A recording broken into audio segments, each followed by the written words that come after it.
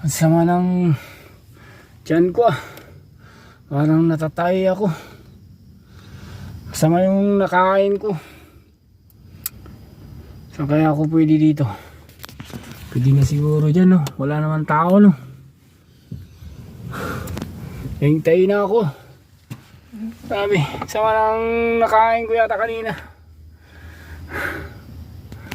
Pwede na siguro dito. Wala naman tao dito. Dito na lang ako mag CR na.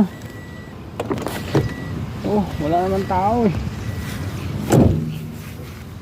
Dito na lang siguro ako sa gilid. Oh, pwede na siguro dito. Dito na lang ako sa gilid mag CR. Wala naman tao. Wala na talaga. Tanggalin ng talon. Tanggalin ng hintayin ako. Shorts. Ayan. Tanggalin na yung brief.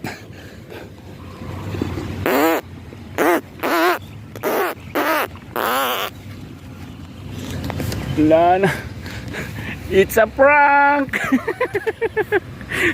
Minsan nangyayari yan pag hintay ka na talaga sa malalayong biyahe.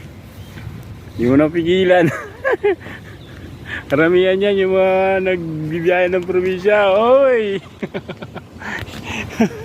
Kala nyo ha. It's a prank.